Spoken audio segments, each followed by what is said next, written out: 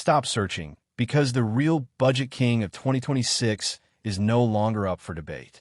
While everyone's obsessing over $3,000 flagships with marginal upgrades, a handful of mirrorless cameras under $1,500 are quietly destroying everything above their price point. And honestly, for 90% of creators, these are the only cameras you'll ever need. And if you're finding value in this video, smash that like button and subscribe so you don't miss out on more content like this. Here's what nobody's talking about. Camera companies have backed themselves into a corner.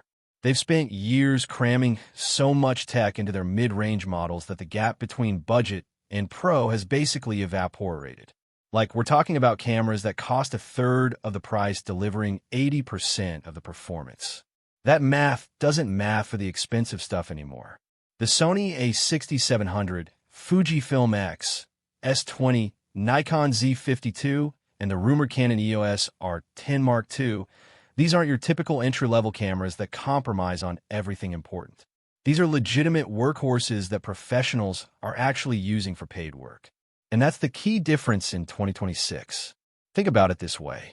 5 years ago, if you wanted 10-bit video, proper autofocus, and log profiles, you were dropping at least $2,500 on a body alone. Now, you're getting all of that for under $1,300. That's not incremental progress. That's a complete reset of what budget even means. But here's where it gets interesting. These cameras aren't just good on paper, they're actually fixing the things that made budget cameras feel budget. Let's talk sensors first, because this is where the magic starts. All 4 of these cameras are rocking modern APS-C sensors between 24 and 26 megapixels. Now, I know what you're thinking. That's not even full frame, bro. And you're right. But here's the thing most people miss. APS-C in 2026 is not the same as APS-C from 2018. The newer sensors have ridiculous dynamic range. They're pushing ISO 6400 without turning into a grainy mess, and they're doing it while being compact enough to actually travel with. I've shot entire commercial projects on the A6700, and clients couldn't tell the difference between that and footage from cameras costing 3 times as much. The video specs? This is where these cameras really flex. You're getting oversampled 4K, which means sharper images with less noise. Most of them do 4K 60p with minimal crop, so you're not losing your field of view when you need that slow-motion B-roll. And the Sony A6700 and Fujifilm X-S20 are giving you S, log 3, and F, log 2, actual cinema color profiles that let you grade footage like you're working with an FX6 or a RED. And the autofocus, okay, this deserves its own moment because it's genuinely game-changing. The Sony A6700 has AI-powered real-time tracking that's straight-up mind-reading technology. It locks onto faces, eyes, animals, even fast-moving objects with scary accuracy. I've had it track a bird in flight through tree branches, something that would have been impossible on older budget cameras.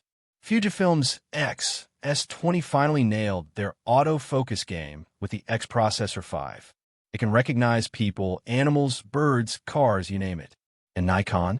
The Z50 II is riding on all those Z-series improvements, bringing eye detection AF to the entry level for the first time.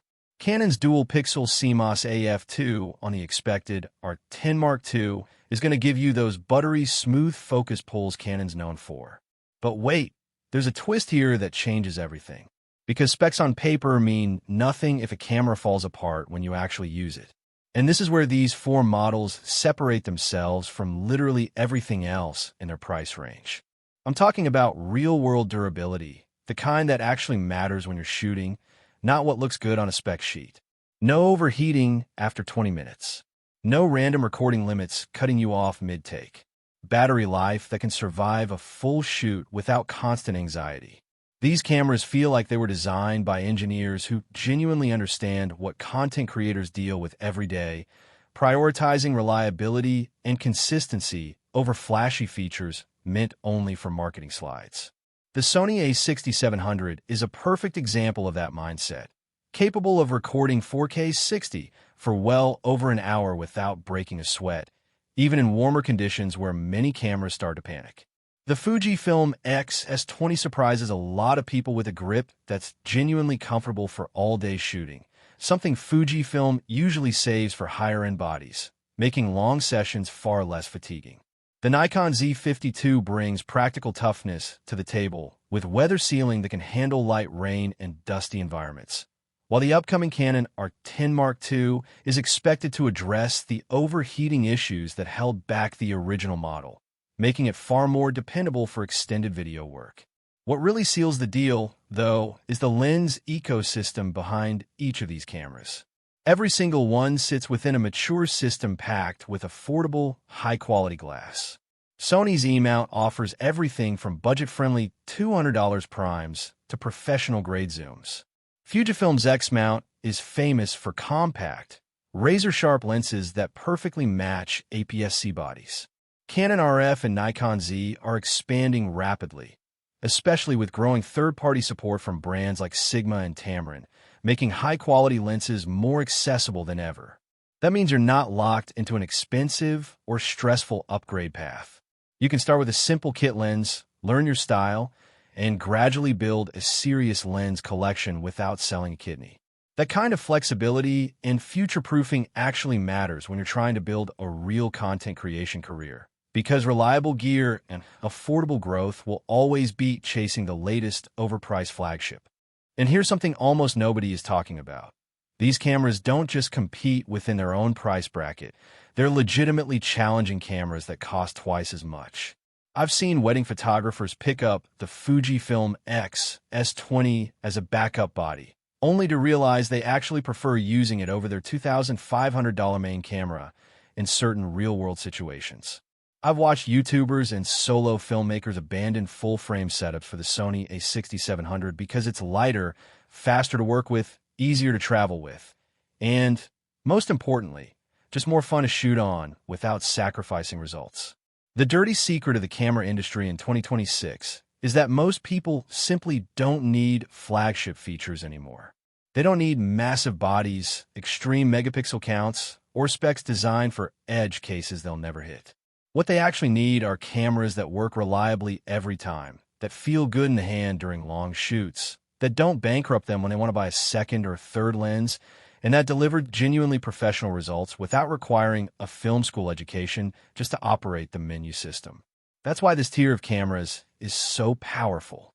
The Sony A6700 is perfect if you want the most advanced autofocus in the APS-C world and don't mind Sony's menu logic, especially if you're focused on fast-moving subjects or video work.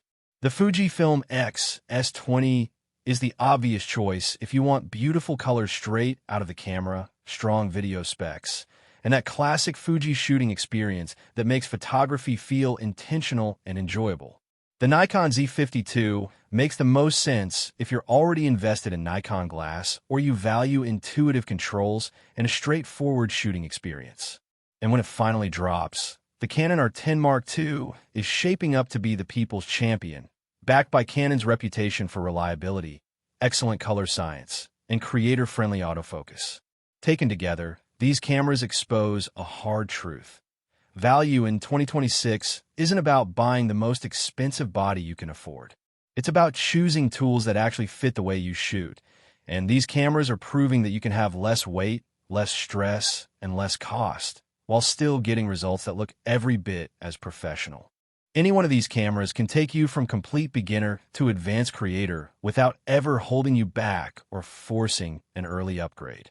They're not temporary stepping stones you outgrow in 6 months. They're real destinations, capable of handling serious creative work as your skills evolve. In a world where camera companies constantly push us toward more expensive gear we don't actually need, that kind of long-term value feels genuinely revolutionary and refreshingly honest. So if you've been sitting on the fence, waiting for the right camera or the perfect moment to upgrade, stop waiting. The budget king of 2026 isn't a single model. It's this entire tier of mirrorless beasts that has completely redefined what value really means for creators. These cameras prove that smart design, balanced specs, and real-world usability matter more than flashy marketing or inflated price tags. Now I want to hear from you. Which one are you leaning toward? And what kind of content are you planning to shoot? Drop a comment below and tell me what you're currently using or what's been holding you back from upgrading until now.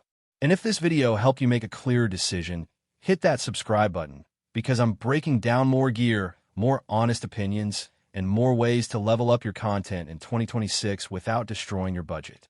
I'll catch you in the next one.